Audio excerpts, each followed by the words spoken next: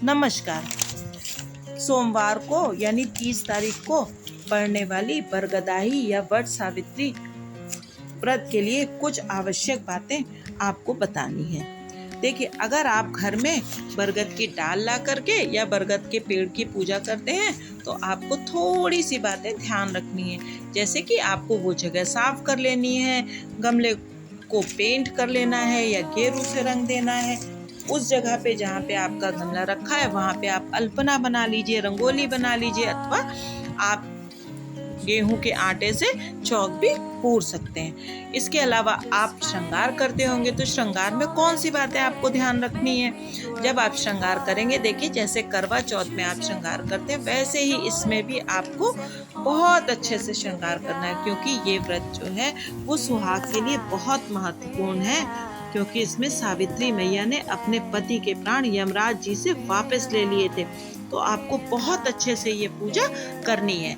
आप मेहंदी लगवा लीजिए, खूब अच्छे से श्रृंगार करिए, मगर श्रृंगार में एक बात का ध्यान रखिएगा कि आपको पहले अपने पाँव में महावर लगानी है और तब सबसे अंत में माथे पर बिंदिया या और सिंदूर से अपनी मांग भरनी है। कभी भी उल्टा मत कीजिएगा कि पहले आप बिंदी लगा लें, सिंदूर लगा लें और बाद में पाँव में महावर लगाएं। आपको पाँव से शुरू करना है, सबसे पहले श्रृंगार करना, और फिर आप अच्छे से अपनी ड्रेस पहनिए, लहंगा पहनिए, सुंदर सुंदर कपड़े पहनिए, सब कुछ करिए। अच्छा, चूड़ियाँ जब आप पहनते हैं और बदल देते हैं, जब आप ड्रेस के साथ मैचिंग पहनते हैं तो बहुत सारे बच्चे सारी चूड़ियाँ उतार देते हैं, तो भाई ऐसा नहीं करना है। एक दो न्यूट्रल चूड़ियाँ आप डाले रहिए और हाथ कभी भी खाली नहीं करने चाहिए।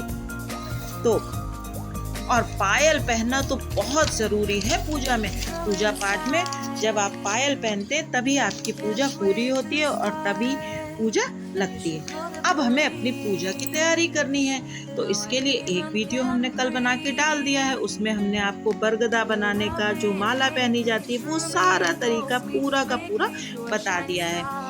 ऐपन बनाने का तरीका तो वो वीडियो का लिंक हम डिस्क्रिप्शन में डाल देंगे, आप उसे देख लीजिए। अब आपको कैसे पूजा करनी है, आप गमले के पास साफ सुथरा करके, रंगोली बना करके और फिर वहाँ पे कलश की स्थापना कर दीजिए। जब आप बरगद के पेड़ के पास जाते हैं तो वहाँ तो पहले से सारा इंतजाम रहता है, बहुत सारी महिलाएं आती हैं, तो आपको अपने पास से कुछ करना नहीं रहता, आप सामान लेके जाइए, पूजा कर लीजिए। मगर घर में आप जो है जरूर से एक कलश की स्थापना कीजिए गणेश जी के, और उसके सामने अपनी गौरा माता की स्थापना करिए।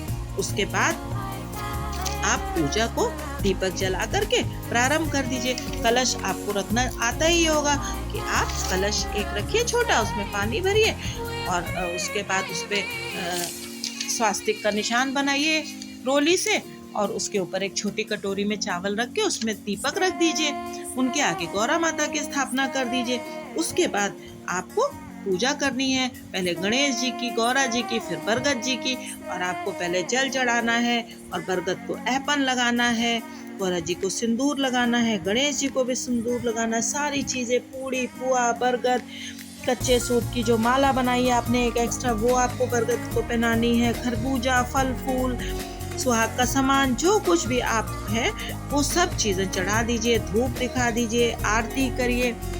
और जब आप ये पूड़ी पुआ खिला देंगे तो फिर से एक बार जल पिलाइए। खाना खाने के बाद जैसे हम लोग पानी पीते हैं वैसे ही भगवान को भी हम जागृत मानते हैं, तो फिर हम उन्हें भी पानी पिलाएंगे।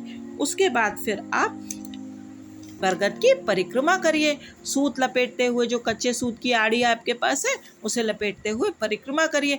इसमें आप 12 चने ले लीजिए, 12 परिक्रमा आपको करनी है, और एक एक परिक्रमा करते समय एक एक चना भूमि पर डालते जाइए। मगर आपको ध्यान ये रखना है कि ये सूत का जो धागा है वो टूटना नहीं चाहिए। तो आप अगर नहीं पूरे बड़े पेड़ में कर सकते हैं तो आप एक छोटी डाल में भी कर सकते हैं, इसको लपेट सकते हैं। फिर आप बरगद से गले मिलिए, उन्हें पंखे की या आंचल की हवा करिए और उन्हीं की छाया में बैठ करके अब कथा सुनिए। और फिर कथा सुनने के पहले पोंछा जरूर से डलवा लीजिए। अब पोंछा जो है उसमें एक बात ध्यान ये रखने की है, कल हमने आपको वीडियो में बताया था, लेकिन एक और बात ध्यान रखने की ये है कि कोछे का सामान खाएगा कौन। जो पूड़ी पुए और खरबूजा बरगद आपके उसमें कोछे में डाले जाते हैं वो खाएगा कौन। तो वो खाएंगे आपके पतिदेव, और आपके देवर भी खा सकते हैं और आपके बेटे भी खा सकते हैं, या बेटों के समान जो लोग भी हैं वो सब इसको, ये जो सामान है इसको खा सकते हैं। अगर आप नहीं खा पाते हैं तो आपको इसको गाय को खिला देना चाहिए, किसी भी कन्या को या स्त्री को इसे नहीं खिलाते हैं। तो अब जब आपने ये कोछा डलवा लिया, उसके बाद आप चने और जो बरगद का टुस्सा है उसे बिना चबाए निगल लीजिए पानी के साथ। थोड़ी सी दिक्कत होगी, लेकिन देखिएगा अटक ना जाए कहीं आपके। इसके बाद फिर जब आपने ये पूजा पाठ संपन्न कर लिया, सुहाग ले लिया, तो सुहाग लेने का भी एक नियम है। सुहाग लेने के बाद कभी भी रोटी यानी कच्चा खाना नहीं खाते हैं। उस दिन आपको पूड़ी पुआ खाना चाहिए। अच्छा, अब बच्चे पूछ रहे हैं व्रत कब तक चलेगा, तो देखिए व्रत जैसे ही आप पूजा कर लेते हैं आपका व्रत संपन्न हो जाता है। आपको वहीं पे अपना मुंह जुठारना होता है, तो आप जो बरगद है पूड़ी पुआ है वो खा के मुंह जुठार लीजिए और आपका व्रत हो गया। लेकिन उस दिन आपको प्याज लहसुन वगैरह नहीं खाना, सब्जी वगैरह आप खा सकते हो, सात्विक तरीके का बना हुआ खाना। अच्छा, कुछ लोग पूछ रहे थे कुंवारी लड़कियां भी क्या व्रत रख सकती हैं, तो देखिए भाई हमारे यहाँ सनातन धर्म में कुंवारी लड़कियों के लिए व्रत नहीं होता, मगर आजकल सब लोग सब कुछ करने लगे, तो जो जैसा चाहे करना चाहे तो कर ले, वरना सुहागिन स्त्रियों के लिए ये व्रत होता है। तो खाना आप पूरे दिन में खा सकते हैं और अपना जो कोछे का सामान है वो भी आपको खा लेना चाहिए। और जो पीले वाला धागा यानी कि जो आपके पति देव ने आपके लिए कहते हैं ना कि 9 लखा हार भेजा है, हम लोग बड़ा मजाक बनाते थे, वो पीला धागा आपको पहन लेना है और प्रयास करना है कि आप उसे 12 दिन तक पहने रहें। अगर आप 12 दिन तक नहीं पहन पाते तो आप कोई अच्छा दिन देख करके उसको उतार सकते हैं, लेकिन उसको भी कहीं पे ऐसी जगह पे डालेंगे, ऐसे नहीं कि कूड़े में फेंक दिया।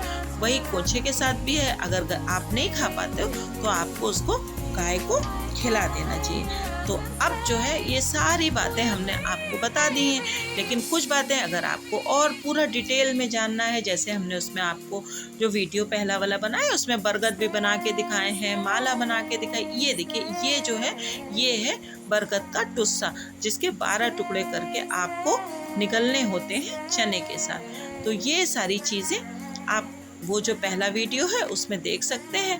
अच्छा, और दूसरी बात यह है कि अगर आपके घर में आपकी मम्मी है, आपकी सासू माँ है, तो वो लोग आपको अच्छे से समझा देंगे। थोड़ा अंतर सबके घरों में पूजा में होता है, तो आपको अपने घर में जैसे पूजा होती है उसका पालन करना चाहिए। लेकिन इसके बाद भी कुछ चीज़ अगर आपको समझ में नहीं आती है तो आप कमेंट्स करके ज़रूर हमसे पूछ सकते हैं। हम आपको बताने के लिए हमेशा आपके साथ रहेंगे। तो जब भी आपको कोई प्रॉब्लम आए तो ज़रूर पूछिए, जो भी तरह की प्रॉब्लम आए हमसे ज़रूर पूछिए। Thank you. चैनल को सब्सक्राइब कर दीजिएगा, लाइक भी कीजिएगा और शेयर भी।